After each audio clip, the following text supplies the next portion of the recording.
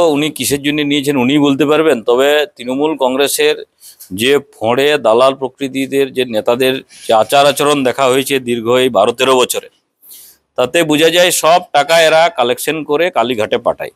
এটা সঠিক তদন্ত হলে দেখবেন সেই টাকা গেছে কালীঘাটের কিছুটা অংশ, আর কিছুটা অংশ এরা ঝেড়ে দিয়েছে। আমি এইটুকুই বলবো, তদন্ত হওয়া উচিত। তবে এই রাজ্য সরকারের যে দ্বারা তদন্ত সংস্থা আছে, এদের দ্বারা আমার কি কারোই বিশ্বাস নেই, সম্ভব নয়। কারণ এরা আরজি করের ঘটনায় 4 দিন সুযোগ পেয়ে তদন্তকে মানে উল্টো দিকে ঘোরানোর জন্য সবকিছু যে তথ্য প্রমাণ লোপাট করার যে পুলিশ লেগে থাকতে পারে, তো তৃণমূলের নেতা এখানে আপনার যারা টাকা নিচ্ছে তার ভাগ নিয়ে নেবে।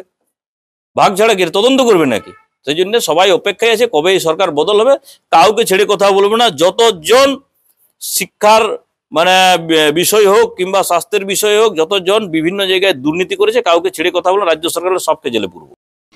দল অনৈতিক কাজকে সমর্থন করে না। আজকে যে ভিডিও ভাইরাল হয়েছে, অবশ্যই ভিডিওর সত্যতা যাচাই করা দরকার। আজকে সেক্ষেত্রে যদি এই ধরনের ঘটনার সাথে কেউ জড়িত থাকে, অবশ্যই দল সেক্ষেত্রে উপযুক্ত ব্যবস্থা নেবে।